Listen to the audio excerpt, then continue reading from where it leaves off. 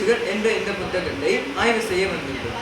என்னுடன் ஷேடி, அக்ஷயா, தன்ஷிகா, ஜெயகர்ஷன் மற்றும் சாய்மேஷ் ஆகிய 6 பேராக குழுவினராக இந்த புத்தகத்தை ஆய்வு செய்ய வந்துள்ளோம். இந்த புத்தகம் ஸ்ரீ முள்ளஞ்சேரி மூவேனை அவர்களால் எழுதப்பட்டது.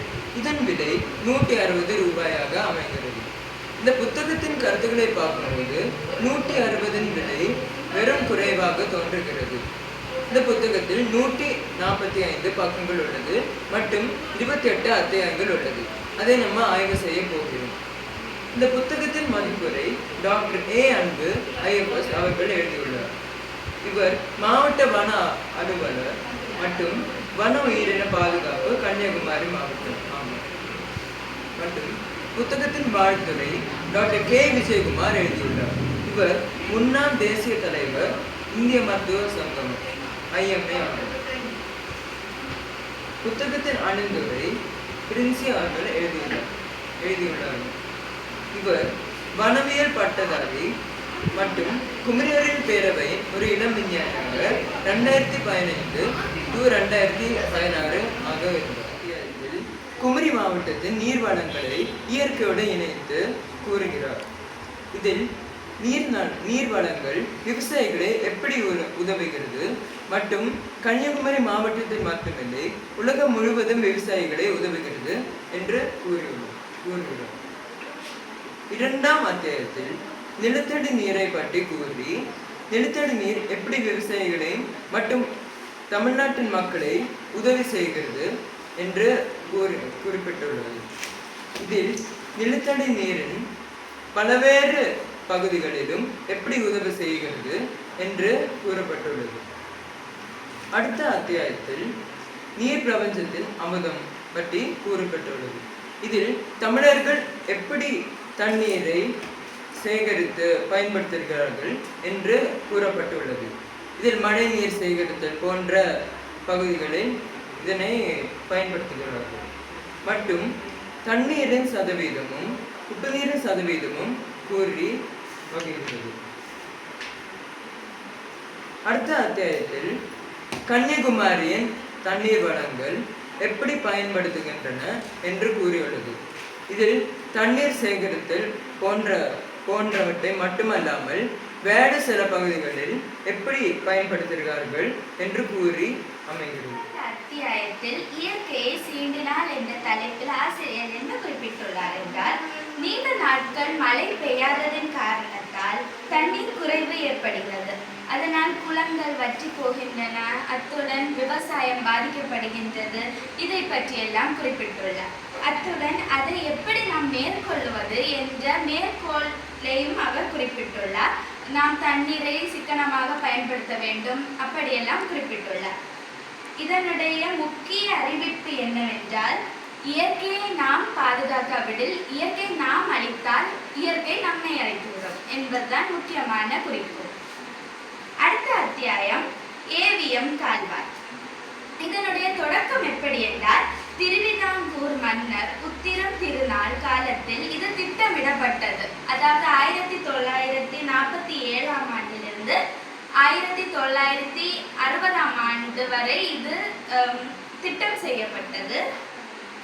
அத்துடன் 1960இல் ராமவர்மா காலத்தில் இந்த பணி தொடங்கப்பட்டது, ஏவிஎம் கால்வாயை அமைப்பதற்காக.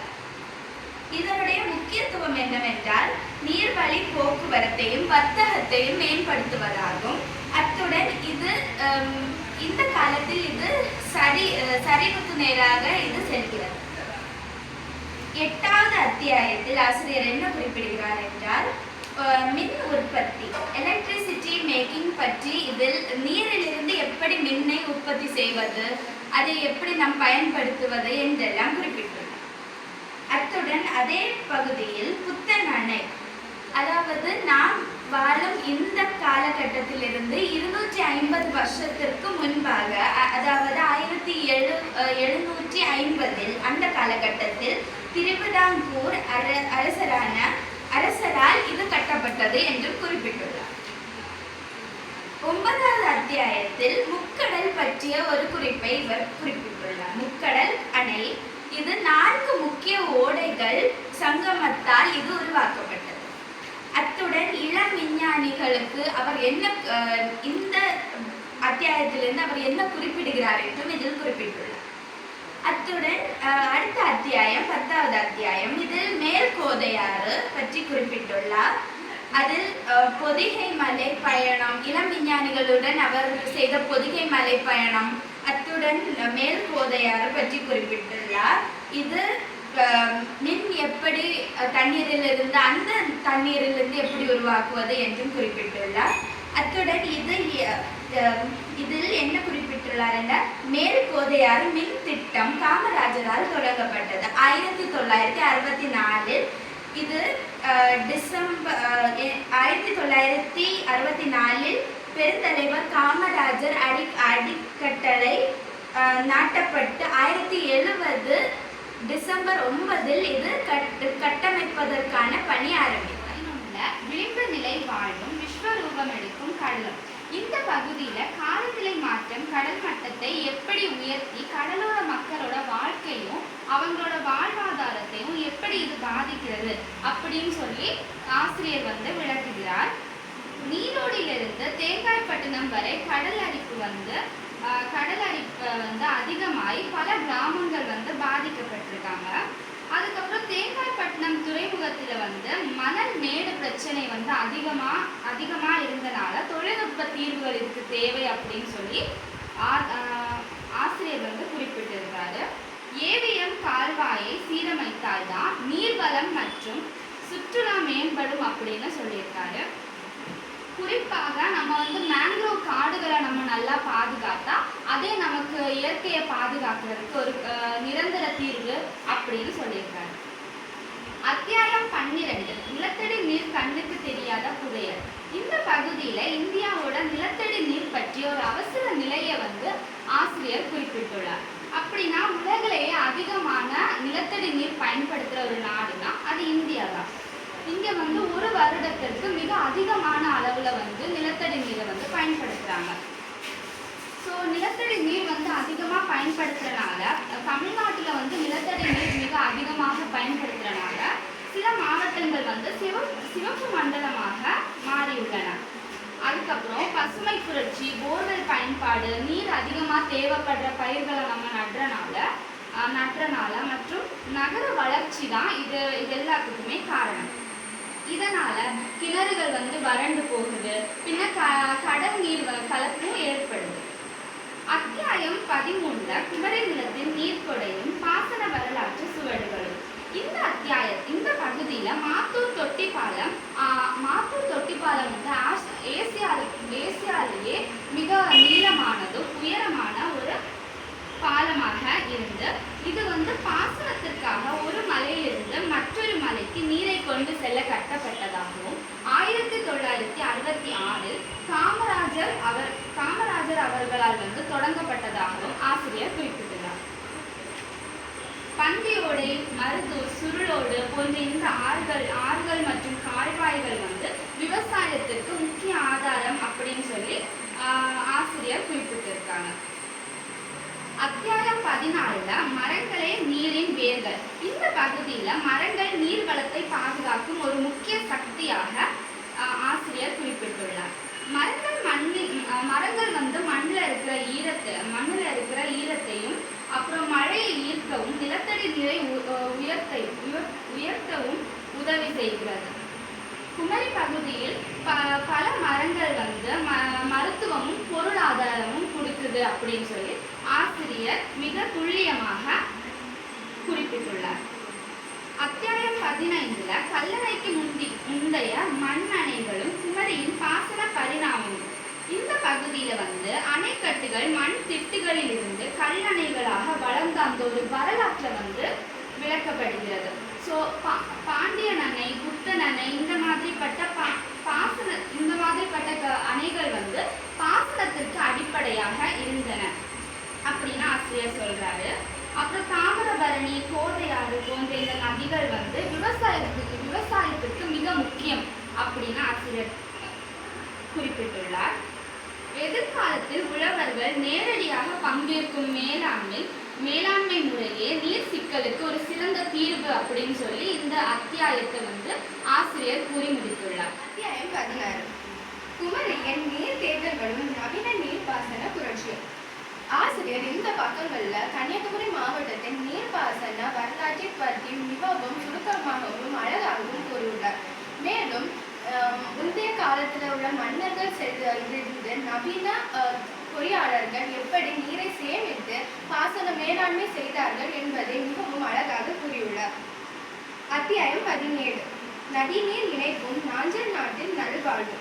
இந்த அத்தியாயத்துல ஆசிரியர் குமரி மாவட்டத்தின் மேலாண்மை வரலாற்றை மிகவும் அழகாக கூறியுள்ளார். அதுவும் இல்லாம ஈர நிலங்கள் நம்ம பூமியின் ஈரமான இதயமாகவும் அது நீர் மட்டத்திலிருந்து நிலை பெற்று இயற்கை சுழற்சிக்கு பாதுகாப்பை தருவதாகவும் கூறியுள்ளார். அத்தியாயம் 18 கள ஆய்வு மற்றும் எதிர்கால சிந்தனைகள். இந்த அத்தியாயத்தில் ஆசிரியர் தடுப்பணைகளின் இன்றைய நிலை, அதாவது அதோட இப்போ உள்ள காலகட்டம் மற்றும் ஈரநிலை பாதுகாப்பு, ஈரநிலம் நமக்கு எவ்வளவு தேவை என்பதையும் உணர்த்தியுள்ளார். அத்தியாயம் 19 தாகம் தீர்க்கும் திட்டங்கள், தத்தளிக்கும் நதி மூலங்கள். இதில் பொய்கை அணை, முக்கடல் அணை, திருப்பரப்பு அணை மற்றும் மணல் கடத்தல். இந்த அணை ரெண்டுல இருக்க மணல் கடத்தலால எவ்வளவு பிரச்சனை இருக்கிறத மிகவும் அழகாகவும் சுருக்கமாகவும் கூறியுள்ளார். அத்தியாயம் 20 சிக்கல் நிறைந்த நீர் பாதைகளும் சிதையாத மருத்துவ நிலமும். இதுல நம்ம நதிகளை பாதுகாக்கிறது எவ்வளோ முக்கியம், அது விவசாயத்துக்கு எவ்வளோ நல்லது செய்யும், இப்போ மணல் கடத்தனால எவ்வளோ இம்பாக்ட் அதில் இருக்கு என்பதையும் அழகாகவும் சுருக்கமாகவும் கூறியுள்ளார். அத்தியாயம் 21 நீராதாரங்களை தேடி செல்வது என்பது தகவல் செய்வதற்கல்ல, அது காடு, மலை மற்றும் சிற்றோடைகளுடன் உரையாடும் ஒரு கதையாகும். குமரி மாவட்டத்தின் நீர்வளம் என்பது மாநில எல்லைகளுக்கு இடையேயான உரிமை குரலாகும். ஆன்மீகமும் இயற்கையும் பிணைந்த நிலப்பரப்புகளுக்கும் உள்ளது. குமரி மாவட்டத்தில் நீர்வளம் என்பது வெறும் பாசனத்தோடு நின்று விடுவதில்லை. அது மின்சாரம், சுழலியல், சுற்றுலா மற்றும் பல்வேறு பாதுகாப்பு என பல செயல்களை கொண்டுள்ளது. நீராதாரங்களை பாதுகாப்பது என்பது ஒரு தலைமுறையோடு முடிந்து விடுவதும் இல்லை. அதை நாம் பல தலைமுறைகளுக்கு நாம் எடுத்து செல்ல வேண்டும். அதை ஒரு தொடராக ஓட்ட வேண்டும். நீராதாரங்களை பாதுகாப்பது ஒரு புறம் இருக்கும் நீரை சிக்கனமாக செம்மையாகவும் பயன்படுத்தி விளைச்சலை பெருக்க செய்வது இன்றைய காலத்தின் தேவை. குமரி அறிவியல் பேரவையின் இளம் விஞ்ஞானிகளுக்கான இணைப்புகளை பற்றி தொடக்ககால துறை நிபுணர் டாக்டர் பிரபு அவர்கள் வழங்கிய தொழில்நுட்ப ஆலோசனைகளை விவசாயத்தில் அடுத்த கட்ட வளர்ச்சி பணம் குறிக்க கட்டுகின்றன என இத்தலைப்பில் ஆசிரியர் கூறுகிறார். 26வது அத்தியாயத்தில் கன்னியாகுமரி மாவட்டத்தில் நீர்வளம் என்பது வெறும் அணைக்கட்டுகளில் மட்டும் இல்லை. அது 75 மில்லியன் ஆண்டுகள் பழமையான கன்னித்தனமான மாறாத மேற்கு தொடர்ச்சி மலையில் அடர்ந்த காடுகளில் உறங்கி கிடந்த மாவட்டத்தில் 30.2% பரப்பளவு ஆக்கிரமித்துள்ள இந்த வனங்களை நாம் மாவட்டத்தின் ஒட்டுமொத்த பொருளாதாரத்தையும் நீர்மணிக்கும் நிலத்தங்களையும்